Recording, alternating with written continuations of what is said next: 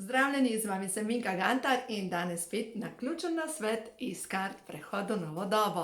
Da vidimo, katerakoli karta, katerokoli sporočilo bo prišlo, vse je pravilno in da vidimo. Prva karta, naslednji korak, meni pripada sreča, zaslužim si jo.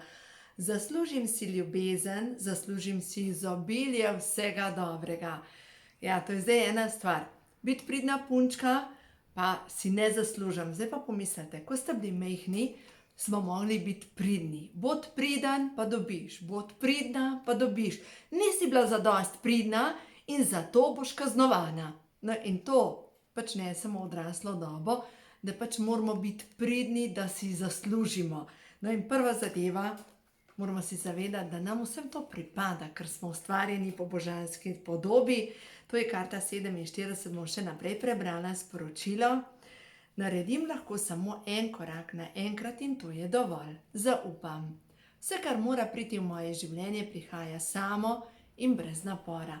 To pomeni, da, veste, ko greš plavat, ko skočiš v tok, pač dovolj, da te odnese, ali pa ko si na robu, da poletiš. In dovolj, da pride, da te ta tok življenja odnese tja, kjer je zate najboljše. In to je res zaupanje. Zaupanje tudi pomeni, da zaupaš, da sila, ki te je ustvarila, ti bo prinesla vsega v zadostni meri. Samo ena stvar je, pač mi dvomimo, ker kaj pa, če bo premalo? Kaj pa, če mi ne uspe? Kaj pa če? Recimo, včasih so ženske se pač morale dobro poročiti, zato da so lahko dobro preživele. Se pravi, je bilo potrebno uloviti ta pravega možga. In seveda je bilo potem en kup preračunljivosti in manipulacije, zato da so prišle do preživetja. Dejstvo je, da moramo zaupati tako v svoje ženske, kot vi moški, v svoje moške sposobnosti. In jaz sem prepričana, da vedno srečamo prave ljudi, da vedno pridejo v naše življenje res ta pravi. Vam povem zdaj en primer. Kaj se je meni zgodilo? Prosila sem moje vodnike za vodstvo. Kaj bi mogla vedeti? No in to, kar bi mogla vedeti, sem mi dobesedno sanjala. In se mi sanjala, da naj pokličem Marka Žitnika Starleta in da mi bo on pomagal. Poglejte, preko sanj dobiš sporočila. Lahko dobite kovanc na cesti, je to angelsko sporočilo. Če neprestano videvate neke številke, to so angelska sporočila. Recimo 444 je sporočilo, tukaj so angeli, zaupaj, vse je v redu. Naslednja zadeva, ker recimo, če dobivate kar naprej sporočilo, 1, 1, 1, 1, pa pogledate na uro 11 pa 11 minut, kaj to pomeni? Angeli vas sporočajo, da vse to, kar razmišljate, se udejanja z bliskovito hitrostjo. Če vidite pogosto 000 je, Bog govori s tabo, poslušaj ga, tukaj je. V glavnem, toliko sporočil dobivamo, nažalost mnogi ne zaupamo ali pa ne zaupate temu glasu, ki vam govori. Ta glas je ta prav, verjemite mi. Prav te karte so nastale s čistim navdihom, ker sem dobila navdih, da pokličem Katarino Vidmar, da bo naslikala vse te slike, da naj napišem 88 kart in nisem razmišljala, jaz tega ne znam. Ampak kot čisti navdih sem jih samo posnela. Glejte, verjemite, da vedno dobite pravo sporočilo. Naslednja karta pa je prehod v novo dobo. Čeprav ta trenutek še ne vidim, se na obzorju že kaže nov dan. No, to je pa spet povezano z zaupanjem. To je karta 23. Karta oziroma 23 je po numerologiji najbolj srečno število. Je srečno število, povezuje med med spodnjim in zgornjim. No in naprej. Zavedam se, da mi pripada sreča. Višje zavedanje prinaša v moje življenje obilje na vseh ravneh. Potrpežljiva sem, saj je za prehod potreben notranji mir. Naj se zgodi na ljubeč način in to s hitrostjo, ki je pravšnja za mene. Podpirajo me vsa bitja svetlobe. Mi smo spet pri zaupanju. No in pojdimo zdaj še na tretjo karto. Zaupanje, zaupanje, zaupanje. To je pomembna zadeva In ta tretja pa je: moja zavest se širi in dviga na višjo raven. Kristali. Kristal, ki vas pokliče, vam je namenjen. Kristali osvetljujejo, čistijo, imejte jih pri sebi. Sploh roževec. Roževec je kristal, ki čisti energijsko polje in ki tudi zaščiti energijsko polje. Zato dajte, če vas pokliče kristal, dajte začeti uporabljati tudi kristale in boste videli, lahko tudi kamen, če vas pokliče. Zdaj pa še eno stvar, kaj sem jaz zdajle pred kratkim delala. Čistila sem šaro v mojem domu. In sicer, veste, pa prineseš z enega konca en kamenček, pa drug kamenček, pa sem imela na vhodu kamenčke, pa ta angelček, pa 1000 stvari, ki ti jih ljudje navlečejo in ki si jih tudi sam navlečeš. In sem dejansko počistila te zadeve, ker to so praholovilci in vse to, kar lovi prah, ne nazadnje to zaustavlja energijo. Ne samo, da lovi prah, lovi energijo in jo zaustavlja. Zato je tako pomembno, da sčistimo vsake toliko časa svoj prostor, svoj dom, da prekadimo, da vzamemo blagoslovljeno vodo, da spustimo v svoj dom novo energijo. No, zdaj pa naslednje sporočilo pa je: zavedam se lastne moči, prepuščam se božanskemu vodstvu, nova moč. Vdahneš in dovoliš, da pride v tvoje življenje nova moč. Ja, včasih se je treba tudi naspati. Včasih se je kakšen dan treba samo frej vzeti. Včasih je kakšno stvar treba odpovedati. Čas je, da naredim korak naprej. Dovolj je bilo zavlačevanja. Strah me zadržuje v nezadovoljstvu. Dovoljujem si občutiti svojo moč. Zmorem. Delujem tako, kot sem vodena. Prepuščam se božanskemu vodstvu. No in smo spet na začetku. Angeli me vodijo tja, kjer je najbolj za mene. Angeli mi pošiljajo prave ljudi. Angeli mi pošiljajo prava sporočila.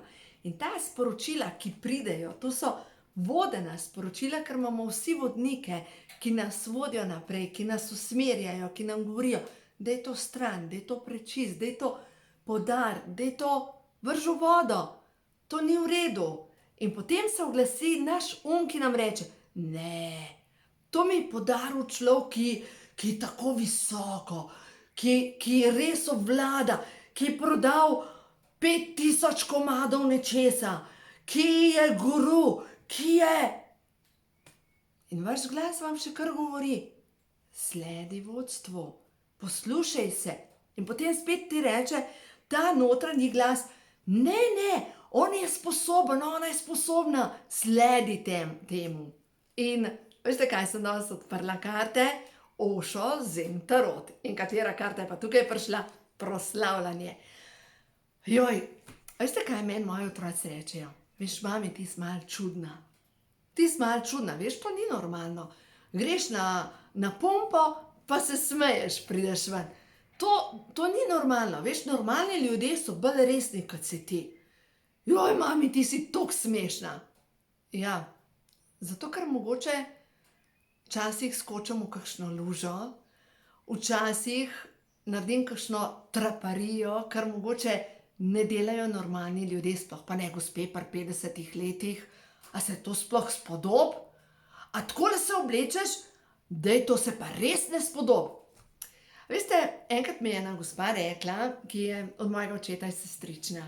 In ni toliko starejša od mene, ampak je še ena generacija. In pač zrasla je gor v hribih in ko je odraščala, so rekle gospe starejše, mami njeni: ti veš, tole se pa ne spodob. A vaša pa hod v kratkih hlačah okrog. Ja, ne pa jada kiklo gor. Kakšna pa je pokvarjena. Zdaj pa poglejte. Ti stereotipi so še vedno, ali kako se že reče, ostalo v naših možganih, kaj se spodob, kaj se ne spodob, kako bi mogel hoditi, kako bi se mogel oblačiti. Ta je tak. In vsi, ki kažejo na druge ljudi, dejstvo je, da imajo te največ za pošlihtati. In druga stvar pa je, strah pred sodbo drugih ljudi naredi največjo zavoro v našem življenju, da ne naredimo koraka naprej. Ker kaj bojo pa ljudje rekli?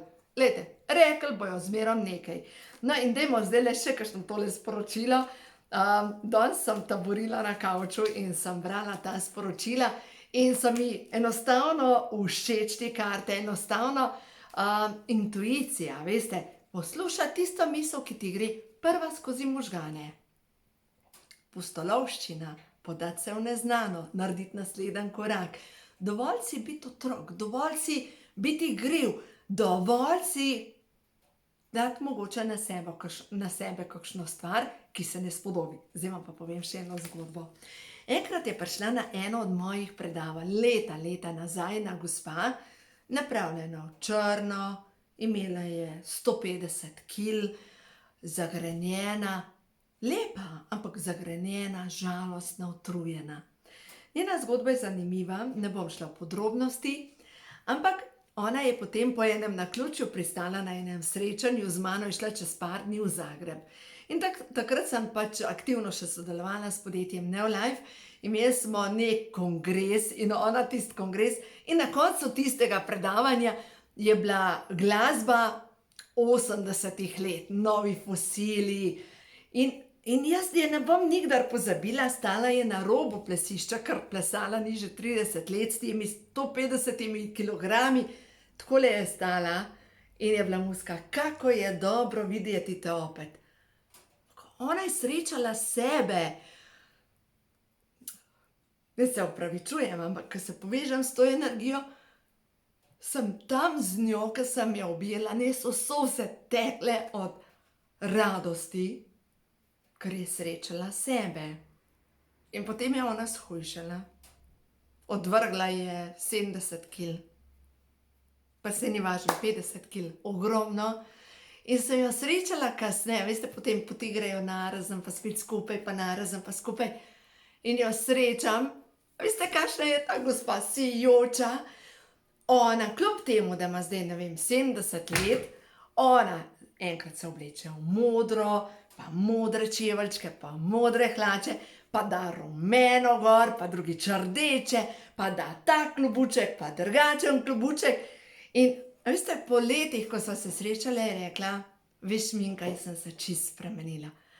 Ampak veš, ta klikar, da sem začela delati na sebi, si bila pa ti.